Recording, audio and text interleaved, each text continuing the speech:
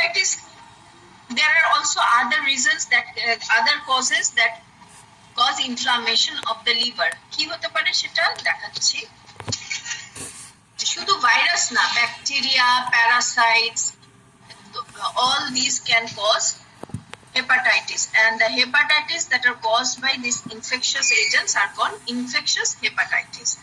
আবার নন infectious hepatitis আছে যেটাকে বলা হয় টক্সিক হেপাটাইটিস, লাইক অ্যালকোহল দিয়ে হতে পারে, কিছু ড্রাগস আছে সেগুলো দিয়ে হতে পারে, সাম কেমিক্যাল পয়জনিং দিয়ে হতে পারে, but our concern is infectious hepatitis and especially the viral hepatitis. আচ্ছা ম্যাম, নন ইনফেকশাস কে টক্সিক হেপাটাইটিস বলে? হ্যাঁ, বুঝি নাই ম্যাম। যেটা নন ইনফেকশাস হেপাটাইটিস ওটাকে কি টক্সিক হেপাটাইটিস বলে? টক্সিক হেপাটাইটিস, হ্যাঁ ওটা টক্সিক। অনেক ড্রাগ আছে যেটা হেপাটোটক্সিক। আবার অ্যালকোহল ইজ, সবাই we know that alcohol causes cirrhosis which is highly hepatotoxic. এছাড়া সাম কেমিক্যাল সাবস্টেন্স আছে which are also toxic. হ্যাঁ, even some fungus are there that can cause hepatitis.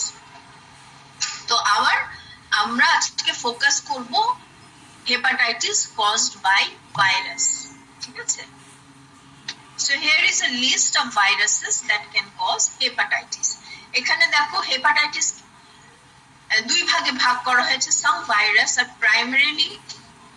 virus are responsible for hepatitis. আমি কি বলছি? These in the left side, the viruses have tropism for liver.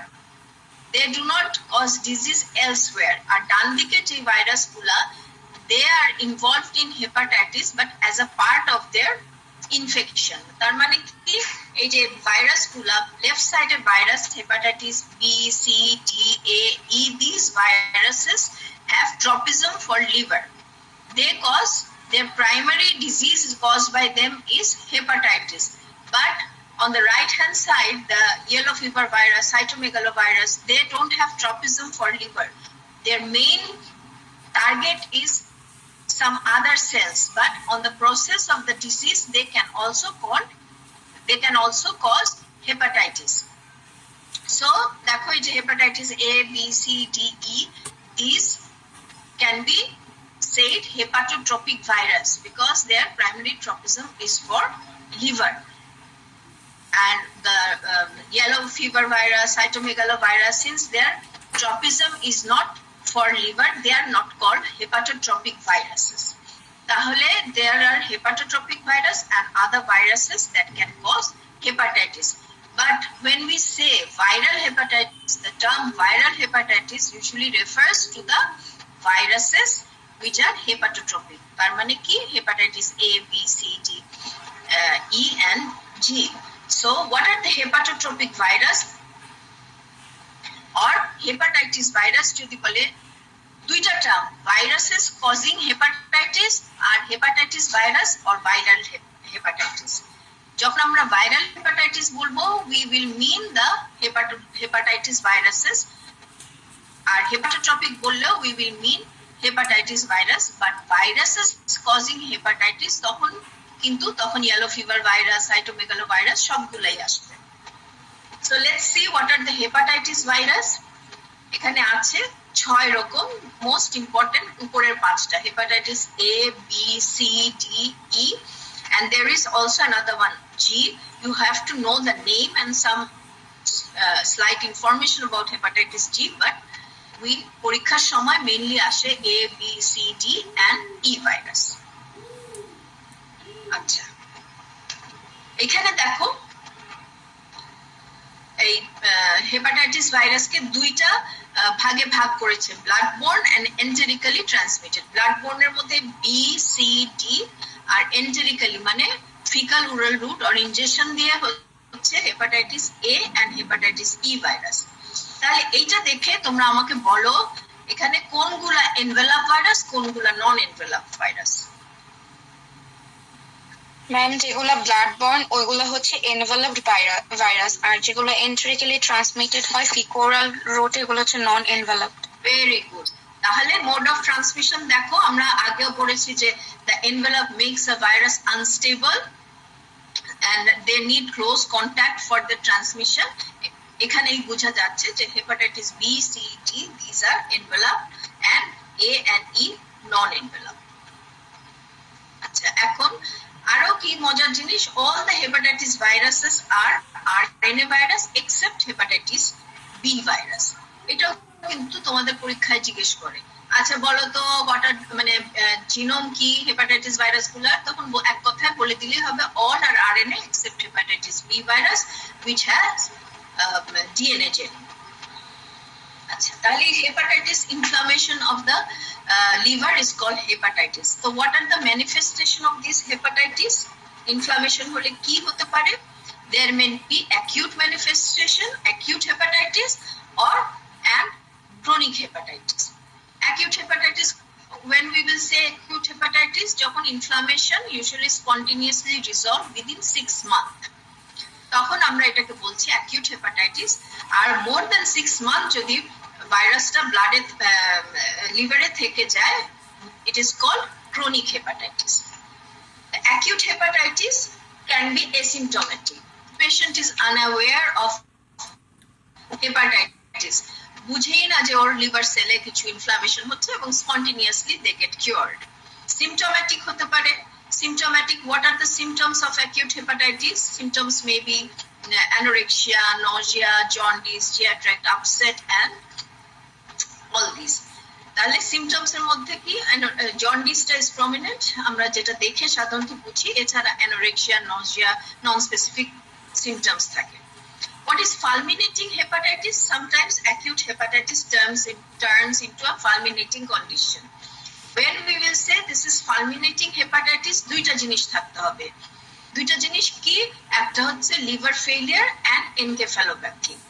Quader in a infected person who has been infected less than 2 weeks, 2 সপ্তাহের মধ্যে কিন্তু সাধারণত fulminating hepatitis হয়, মানে liver failure and encephalopathy হয়, এবং the person should not have any underlying condition. তাহলে আমরা কখন বলবো যে এই পারসনটার এটা একটা fulminating hepatitis হয়েছে? যে the person has been suffering from hepatitis less than 2 weeks and does not have any underlying chronic condition and develop liver failure and encephalopathy.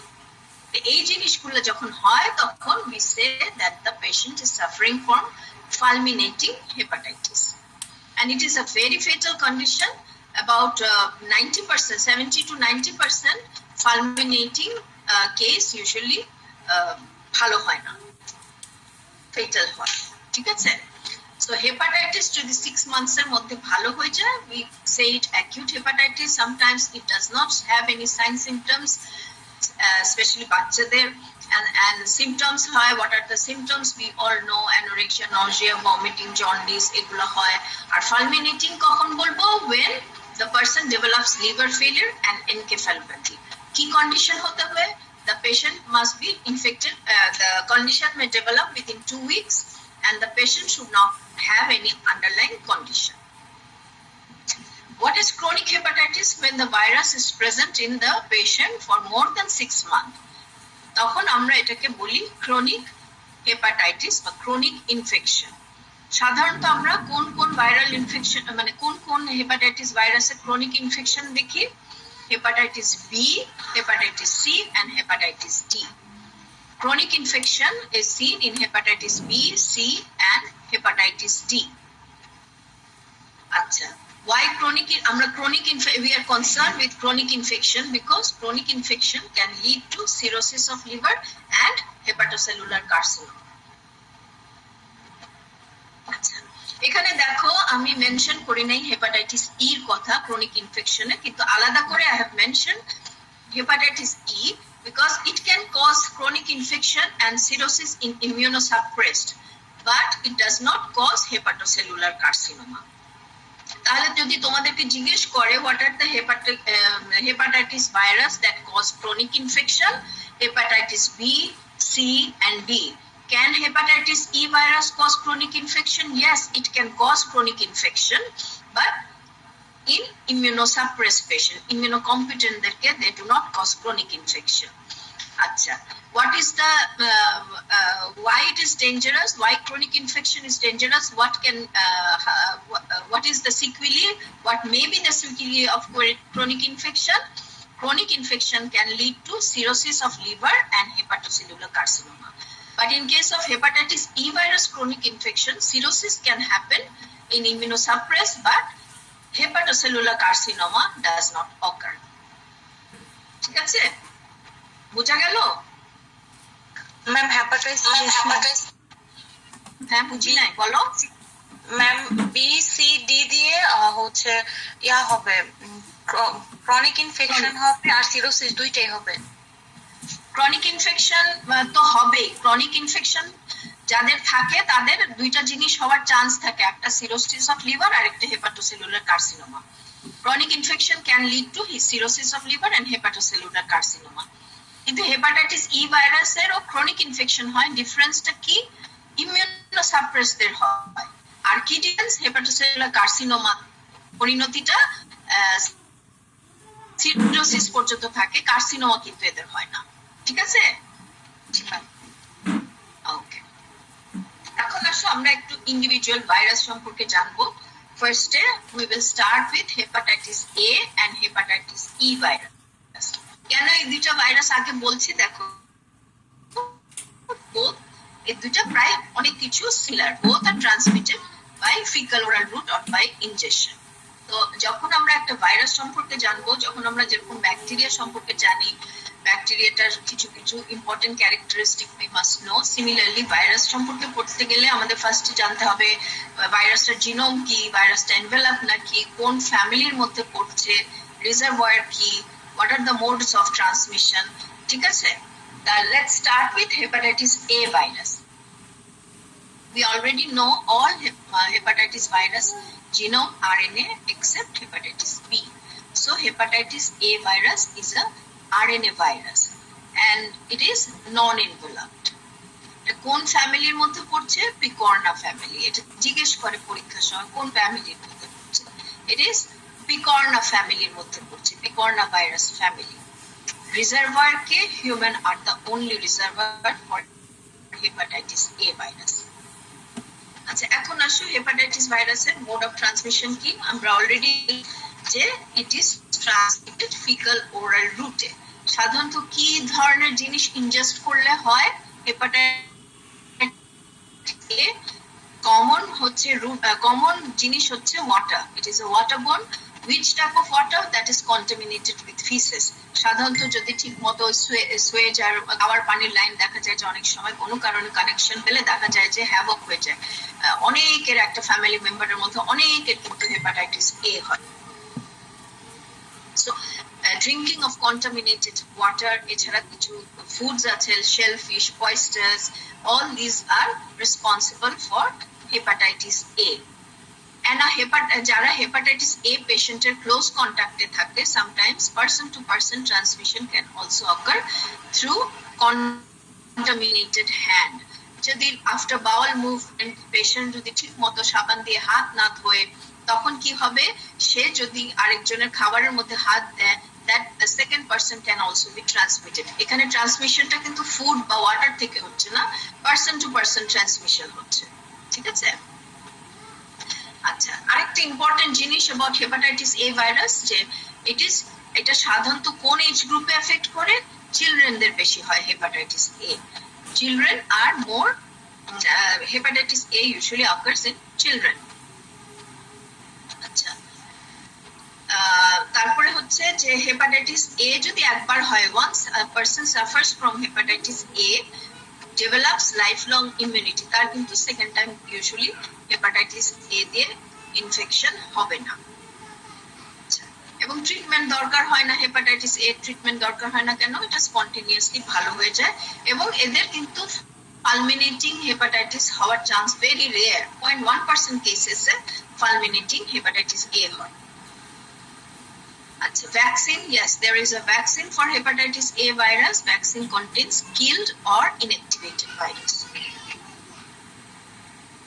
আচ্ছা, একটু আগে I said that the virus can be transmitted person to person if a caregiver for example is giving care to a hepatitis A virus patient, হ্যাঁ সে যদি জানতে চায় আচ্ছা আমি তো পেশেন্টকে হ্যান্ডেল করছি, what can I do to protect myself, আমি 2 সপ্তাহ মানে আমি এই পেশেন্টের সাথে আছি, হোয়াট ক্যান আই ডু, তাহলে কি করবে, that person should take a vaccine of hepatitis A and at the same time immunoglobulin. If a person who has been exposed to hepatitis A virus patient takes immunoglobulin against hepatitis A virus, becomes protected. তাহলে এই যে সে ভ্যাকসিনও নিবে এবং অ্যান্টিবডিও নিবে, active ইমিউনিটিও নিবে, passive ইমিউনিটিও নিবে। So this is an example of active passive immunization. জিনিসটা কি বোঝাতে পেরেছি?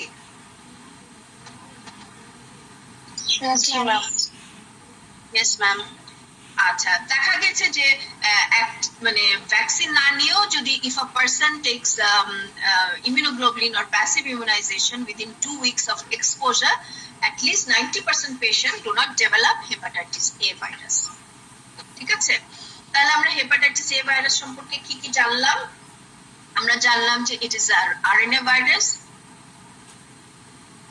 non-enveloped, belongs to picornavirus family, and human is the only source of infection, transmission through ingestion, fecal-oral route কি ধরনের, সাধারণত it is a waterborne, water that has been contaminated with feces, and also certain foods, shellfish, oysters, and also other foods as well. আচ্ছা, person to person transmission can occur, especially close contact যারা থাকে। আচ্ছা, আর blood দিয়ে সাধারণত infection হয় না, blood বোন infection হয় না, কেন হয় না আমি তোমাদের নোটে দিয়ে দিয়েছি, কিন্তু হতেই পারবে না এরকম কোনো কথা নাই। আচ্ছা, তারপরে হচ্ছে যে সাধারণত এরা অ্যাকিউট ইনফেকশনটা খুব সহজেই ভালো হয়ে যায়, ফালমিনেটিং ইউজুয়ালি ভেরি রেয়ার 0.1% কেসেসে fulminating hepatitis can occur, and once a person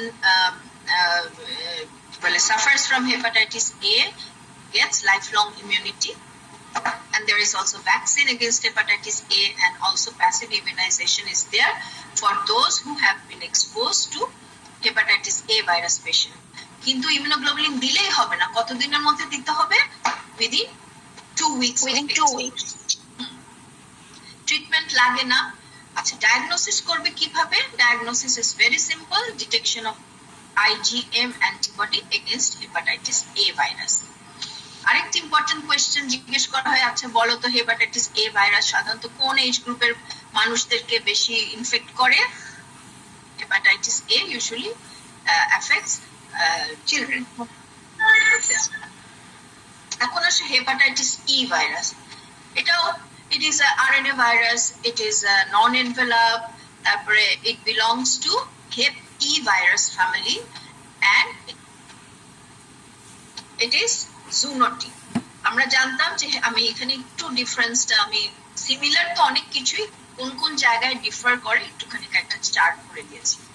আমরা হেপাটাইটিস A এর ক্ষেত্রে দেখেছি the human was the only reservoir, but hepatitis E virus is a zoonotic infection, মানে এখানে অ্যানিমাল রিজার্ভার থাকে, পিগস থাকে, অনেক রিজার্ভার আছে।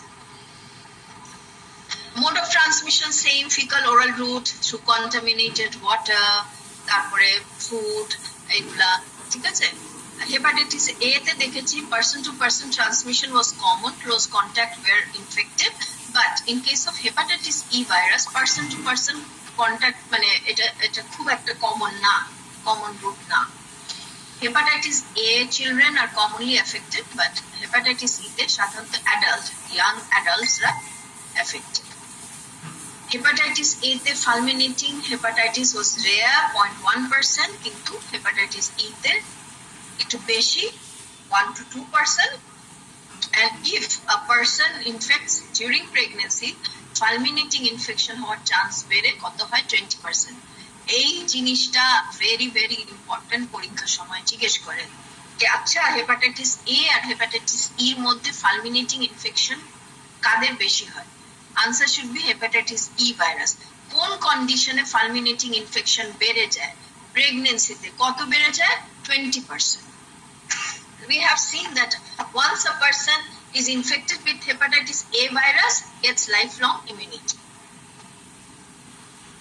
কিন্তু হেপাটাইটিস ইর ক্ষেত্রে এখনো এস্টাবলিশ না, it is not known whether one infection leads to lifelong immunity or not. Hepatitis A virus do not cause chronic infection, but as we know, hepatitis E virus can cause, but in immunosuppressed. But when you are asked during viva and during written, what are the viruses that can cause chronic infection, you better not mention about hepatitis E. যদি মেনশনও করো then you have to say immunosuppressed, কারণ এখন এটা নতুন বইতে এসেছে, অনেকে কিন্তু এখনো নতুন বই ফলো করে না অনেক এক্সামিনার, সেই জন্য এই জিনিসটা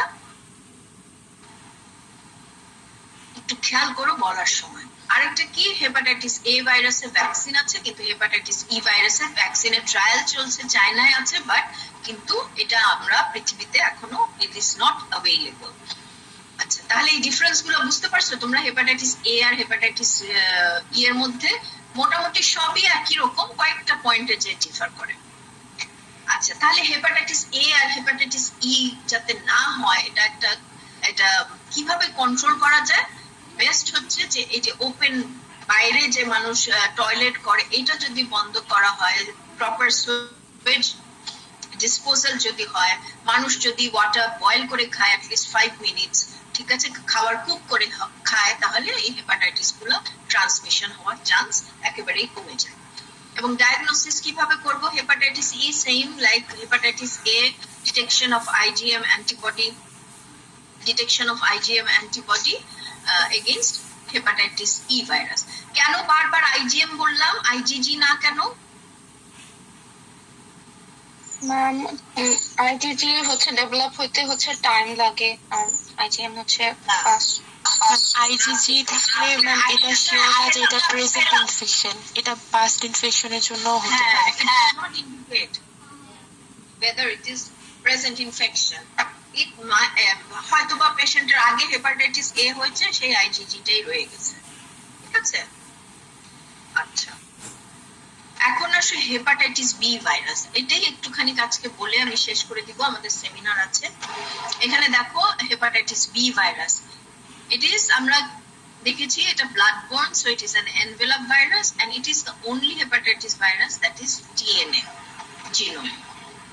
দেখো একদম বাইরে আছে, এনভেলপের সাথে আছে সারফেস অ্যান্টিজেন, যেটাকে বলা হয় HBs অ্যান্টিজেন, HBsAg। তারপরে কোরের মধ্যে আছে HBe আর HBc কোর অ্যান্টিজেন, আর তারপর ডিএনএ আছে, আর ডিএনএ এর সাথে তার এনজাইম আছে ডিএনএ পলিমারেজ। তাহলে যদি জিজ্ঞেস করে আচ্ছা name the antigens of hepatitis B virus, কি কি বলবা? কি কি বলবা? HBs antigen or surface antigen, HBe antigen or E antigen, HBc antigen or core antigen. Yes, very good. আচ্ছা, এই সব কয়টার এগেইনস্টেই আমরা আবার অ্যান্টিবডি পাবো। তাহলে অ্যান্টি এইচবিএস অ্যান্টিবডি পাবো, অ্যান্টি এইচবিই অ্যান্টিবডি পাবো, অ্যান্টি এইচবিসি অ্যান্টিবডি পাবো। তাহলে তিনটা অ্যান্টিজেনের এগেইনস্টে তিনটা অ্যান্টিবডি পাবো। এখন আমাকে বলো কোন অ্যান্টিবডিটা ভাইরাসকে নিউট্রালাইজ করতে হেল্প করবে, বা which is the neutralizing antibody? ছবি দেখে বলো। সারফেস অ্যান্টিজেনের এগেইনস্টে যে অ্যান্টিবডি হবে। Yes, antibody to surface antigen will be the neutralizing antibody. কারো ব্লাডে যদি আমরা এই সারফেস অ্যান্টিবডিটা পাই, তাহলে বুঝবো the person has immunity against hepatitis B virus. সেটা ইনফেকশন হয়ে হতে পারে অথবা ভ্যাকসিন দিয়েও হতে পারে, ঠিক আছে। এই কনসেপ্টটা কিন্তু খুব ইম্পর্টেন্ট, পরে তোমরা বুঝতে পারবে। আচ্ছা, যখন আমরা দেখা গেছে যে হেপাটাইটিস বি ভাইরাসের সেরাম নিয়ে ইলেকট্রন মাইক্রোস্কোপে দেখা হয়, তখন 3 রকমের পার্টিকেল দেখা যায়। একটা হচ্ছে ডেইন পার্টিকেল, একটা হচ্ছে ফিলামেন্টস, আর একটা হচ্ছে spheres. Dane particle is basically the virion, মানে এটা পুরা ভাইরাসটাই ডেইন পার্টিকেল। ফিলামেন্ট আর স্ফিয়ারটা কি জিনিস? সারফেস অ্যান্টিজেনটা এক্সেস হয়ে সেরামে এই স্ফেরিক্যাল আর ফিলামেন্টাস ফর্মে অনেক সময় পাওয়া যায়। এরা কিন্তু নন ইনফেকশাস, এখানে শুধু সারফেস অ্যান্টিজেন আছে কিন্তু ডিএনএ নাই, ইনফেক্ট করতে পারবে না। তাহলে ইনফেকশাস হচ্ছে ডেইনস পার্টিকেল। ঠিক আছে? আচ্ছা, এই যে ম্যাম সার্ফেস এটা একটু আবার বলবেন ম্যাম, এই যে 3টা পার্টিকেলের এটা। আচ্ছা, একটা পেশেন্টের হেপাটাইটিস বি ভাইরাস হয়েছে, সেই পেশেন্টের ব্লাড নিয়ে যদি, সেরাম নিয়ে যদি electron microscope, when you observe the blood of an infected bee person under electron microscope, 3 types of particles are seen. One is called Dane particle, এরকম গোল সাথে একটুখানি filaments. One হচ্ছে only filamentous structure পাওয়া যায়, কিছু কিছু গোল গোল স্ট্রাকচার পাওয়া যায়। The whole virus particle পাওয়া যায় যেটা, সেটাকে বলা হয় Dane particle. Filaments আর spheres যেটা, সেটা হচ্ছে সারফেস অ্যান্টিজেনটা এক্সেস তৈরি হয়, জাস্ট ফিলামেন্টাস ফর্ম আর স্ফিয়ার ফর্মে থেকে যায় ব্লাডে, কিন্তু ওগুলা কিন্তু কোনো ইনফেকশন করবে না, because it is not a whole virus. তাহলে ইনফেকশাস ভাইরাস হচ্ছে ডেন্স পার্টিকেল। ঠিক আছে, এটা এবার বুঝেছো? জি ম্যাম, ম্যাম থ্যাংক ইউ। এই যে সারফেস অ্যান্টিজেন, এটার নাম কিন্তু আরেকটা নাম আছে, আগে বলা হতো অস্ট্রেলিয়া অ্যান্টিজেন। সারফেস অ্যান্টিজেনের আরেকটা নাম আছে Australia antigen. Why Australia antigen? কারণ এই প্রথম যখন আইডেন্টিফাই করা হয়েছিল হেপাটাইটিস বি ভাইরাস, একটা অস্ট্রেলিয়ান অ্যাবরিজিনের ব্লাডে আইডেন্টিফাইড হয়েছিল এই সারফেস অ্যান্টিজেন, সেই জন্য এটাকে অনেক সময় অস্ট্রেলিয়া অ্যান্টিজেনও বলে। এটা জানতে হবে, কারণ মাঝে মাঝে ভাইভাতে জিজ্ঞেস করে। আচ্ছা, আমরা জানি যে হেপাটাইটিস বি ভাইরাসের ইনফেকশনের আউটকাম পর্যন্ত আজকে জেনে নিব। আমরা জানি যে hepatitis B virus can lead to chronic infection. So what can be the outcome of hepatitis B virus infection? Most of the cases, at least 90% usually recover without any further damage. Resolution হয়ে যায়। আর rest কি হয়? ফালমিনেটিং আমরা জানি যে 1% cases, ওটা পরে আমরা আবার ডিসকাস করব। যেটা হয় বাকি 10%-এর ক্রনিক ইনফেকশন হয়। What is that? কেমনে আমরা বুঝবো? How we understand the person is suffering from chronic hepatitis B? Surface antigen যদি persist করে for more than 6 months, then we define that person as a chronic hepatitis B virus patient. What will be the fate of this chronic hepatitis B virus patient? 50% chronic infection will be resolved, ভালো হয়ে যাবে। আর বাকি যারা আছে তাদের মধ্যে কিছু থাকবে যাদের কোনো সিমটম থাকবে না, তাদেরকে বলা হয় অ্যাসিম্পটোমেটিক ক্যারিয়ার। আর বাকি হচ্ছে ক্রনিক, আরো 2টা কন্ডিশন আছে। একটা কন্ডিশনকে বলা হয় chronic persistent hepatitis. They have in asymptomatic carrier state, only the virus stayed there. There will be no liver damage, no sign symptoms. Chronic persistent hepatitis A, there will be no chronic sign symptom, but low grade of liver damage চলতেই থাকে। ঠিক আছে? Sometimes reactivation হয়ে acute hepatitis হয়, আবার দেখা যায় যে আবার চুপচাপ বসে আছে, কোনো কিছু নাই। What is chronic active hepatitis? এখানে continuous liver damage হয়, and these patients are more prone to develop cirrhosis and hepatocellular carcinoma. এছাড়া কিছু এক্সট্রা হেপাটিক ডিজিজ হয়, ম্যানিফেস্টেশন হয়, যেহেতু পারসিস্টেন্টলি থেকে যায়, so persistently antibody is produced, and antigen antibody complex গুলা বিভিন্ন জায়গায় ডিপোজিটেড হয়ে গ্লোমেরুলোনেফ্রাইটিস করতে পারে, পলিআর্টারিটিস নোডোসা করতে পারে। এটা তোমরা জানলে ভালো, না জানলেও কোনো অসুবিধা নাই। তাহলে আমরা কি জানলাম? ক্রনিক হেপাটাইটিস কত পার্সেন্ট কেসেসে হয়? 5 to 10% কেসেসে হয়। এদের মধ্যেও আবার 50% রিকভার করে, and 50%-এ কেউ অ্যাসিম্পটোমেটিক থেকে যায়, আবার কেউ মানে অ্যাসিম্পটোমেটিক যারা থাকে তাদের কোনো লিভার ড্যামেজও হয় না, কিন্তু ভাইরাসটা চুপচাপ ডিএনএ এর মধ্যে থেকে যায়, হোস্ট সেলের ডিএনএ এর মধ্যে থেকে যায়। And chronic persistent hepatitis, what happens? There is mild liver damage, continuously occurring liver damage, but there is no sign symptoms. Sometimes reactivation হয়, sign symptoms হয়, আবার the person becomes asymptomatic. And what is chronic active hepatitis? There is continuous liver damage, and the patient can develop cirrhosis of liver and hepatocellular carcinoma. ঠিক আছে, বোঝা গেল? আচ্ছা, এই যে এখানে দেখো যে হেপাটাইটিস হওয়ার পরে যে 90% কেসেসে রেজলিউশন হয়ে যায়, 10% কেসেসে chronic development, chronic hepatitis develop করে। এখানে কিন্তু একটা রাফ ফিগার, হ্যাঁ, এক্স্যাক্টলি 90 বা এরকম বলা যাবে না, অলমোস্ট 90%ই ভালো হয়ে যায়, আর 10%-এর ক্ষেত্রে সাধারণত ক্রনিক ডিজিজ হয়। আবার অনেক সময় 1% ফালমিনেটিং। এটা তোমাদের বোঝার জন্য একটা চার্ট। কিন্তু if a newborn is infected, for example a mother is infected and the baby born to that mother is infected with hepatitis B virus, তখন কিন্তু রেজলিউশন হয়ে যায় অল্প, and that newborn 90% of those newborn develops chronic infection. এটা অ্যাডাল্টের ক্ষেত্রে যখন একটা adult, ধরো আমি এখন হেপাটাইটিস বি ভাইরাস দিয়ে ইনফেক্টেড হলাম, 90% chance I will be okay, I will not develop chronic infection. But when a mother infects a newborn, there is 90% chance that newborn will develop a chronic hepatitis. ঠিক আছে? আজকে যা যা বললাম বুঝা গেল? ম্যাম ওই অস্ট্রেলিয়ান ভাইরাসটা কেন বলা হয় আরেকবার বলা যাবে?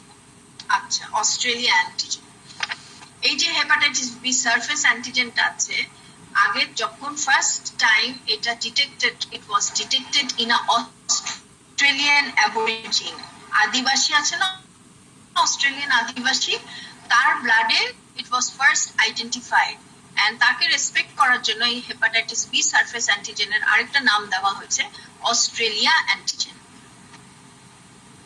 Australia antigen is hepatitis B surface antigen.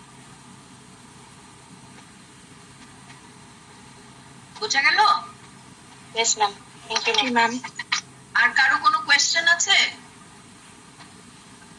Ma'am হুম, ডায়াগনোসিসের ক্ষেত্রে হেপাটাইটিস এ ভাইরাস আর এর ক্ষেত্রে প্রত্যেকটাতেই হচ্ছে এন্টি হেপাটাইট মানে ইমিউনোগ্লোবুলিন এম কেন, এটা কেন, উত্তরটা কি বলেছিলেন আচ্ছা। ম্যাম?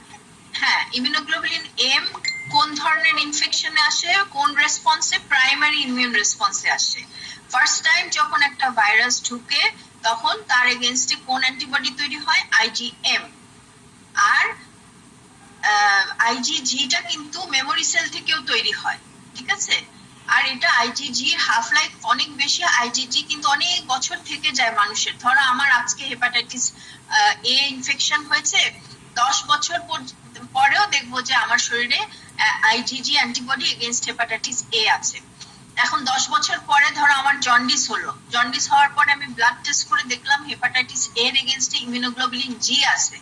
আমি কিন্তু বলতে পারবো না যে I am suffering from hepatitis এ, কারণ এই ইমিউনোগ্লোবুলিন জিটা আমার 10 বছর আগে যে হেপাটাইটিস এ হয়েছিল সেইটার হেপাটাইটিস কি বলে সেইটার অ্যান্টিবডি। কিন্তু এখন আমি যদি টেস্ট করে দেখি আমার আইজিএম অ্যান্টিবডি আছে, তাহলে বুঝবো যে আমার এখন যে হেপাটাইটিস এ দিয়ে এখন যে হেপাটাইটিসটা হয়েছে বা জন্ডিসটা হয়েছে, that is due to hepatitis A virus. কারণ ইমিউনোগ্লোবুলিন এমটার হাফ লাইফ এতদিন না, এতদিন থেকেও যাবে না, প্লাস এটা অ্যান্টিজেন ঢুকার সাথে সাথে তৈরি হবে, মেমোরি সেল কিন্তু আইজিএম তৈরি করবে না। বুঝা গেল? Yes ma'am, thank you. আর কোনো question? Ma'am if mother infected and newborn also infected এর মধ্যে ম্যাম রেজলিউশনটা কি বলেছিলেন ম্যাম? হেপাটাইটিস বি দিয়ে। হ্যাঁ, একটা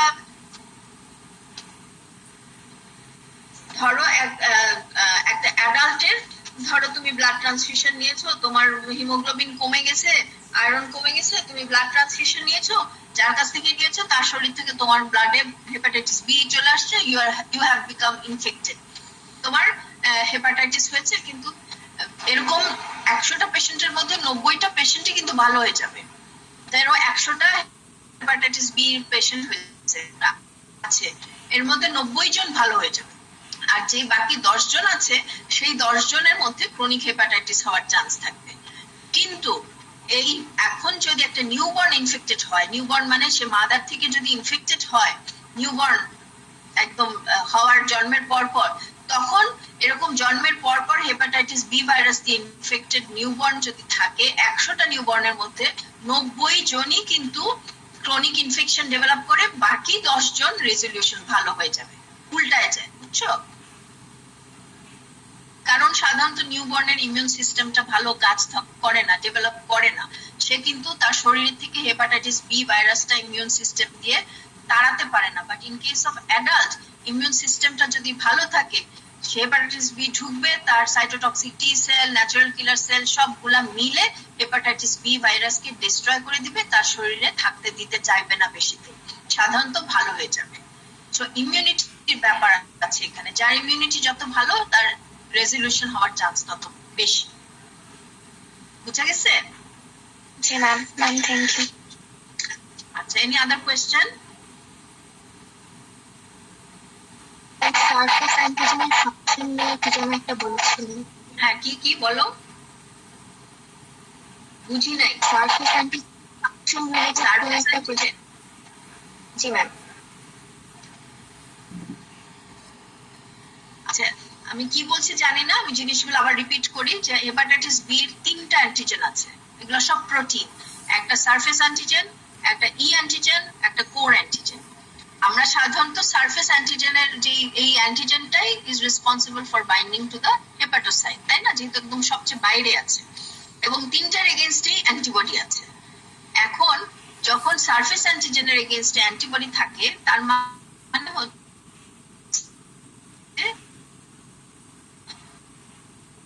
যে থাকবে ইমিউন, তার হেপাটাইটিস বি ভাইরাস ঢুকলেও সেটা নিউট্রালাইজড হয়ে যাবে। এই ইমিউনিটিটা কিভাবে ডেভেলপ করেছে? একটা হতে পারে তার ভ্যাকসিনটা আমরা কি দেই, ভ্যাকসিনে সাধারণত সারফেস অ্যান্টিজেনটা দেই সো দ্যাট এটার এগেইনস্টে অ্যান্টিবডি তৈরি হয়। সো আমি যখন অ্যান্টিবডি টু সারফেস অ্যান্টিজেন পাবো একটা পেশেন্টের শরীরে, তখন আমি ধরে নিব যে patient is immune to hepatitis B virus. ইমিউনিটিটা কিভাবে তার শরীরে হয়েছে? একটা হতে পারে তার আগে হেপাটাইটিস বি দিয়ে ইনফেকশন হয়েছিল এবং তার শরীরে এখন অ্যান্টিবডি টু সারফেস অ্যান্টিজেন আছে। আরেকটা হতে পারে যে তাকে ভ্যাকসিন দেওয়া হয়েছে এবং ভ্যাকসিনের এগেইনস্টে ভ্যাকসিনে দেওয়া হয় সারফেস অ্যান্টিজেন এবং এই ভ্যাকসিনের এগেইনস্টে অ্যান্টিবডি ডেভেলপ হয়েছে। So the person is immune by infection or by vaccination. সেটাও কিভাবে ভ্যাকসিন দিয়ে হয়েছে না ইনফেকশন দিয়ে হয়েছে সেটাও বোঝার উপায় আছে, সেটা নেক্সট ক্লাসে আমরা ডিসকাস করব। তোমার কোয়েশ্চেনের আনসারটা কি দিতে পারলাম নাকি অন্য কিছু জানতে চেয়েছিলে? নিউট্রালাইজিং অ্যান্টিজেন কোনটা ছিল এটা থেকে এখানে চলে আসছে। বুঝি নাই। নিউট্রালাইজিং অ্যান্টিজেন কোনটা সেটা এখানেই চলে আসছে। আমি না তোমার কথা শুনতে পাচ্ছি না।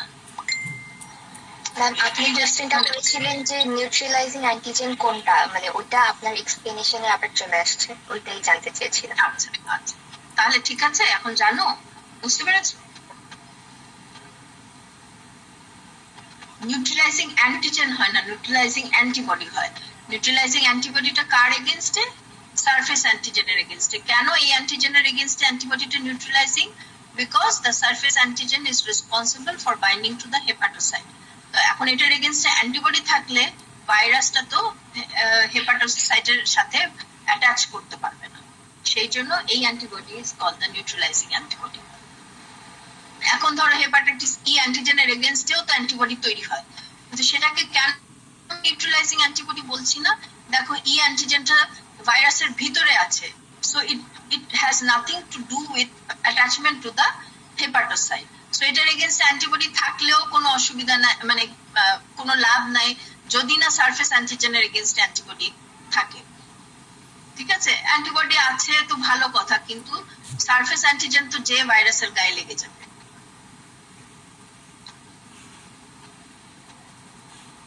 হলো, বোঝাতে পারলাম? জি ম্যাম। আচ্ছা, তো তাহলে আজকে এই পর্যন্ত। আর কারো কোনো কোয়েশ্চেন না থাকলে আমি নেক্সট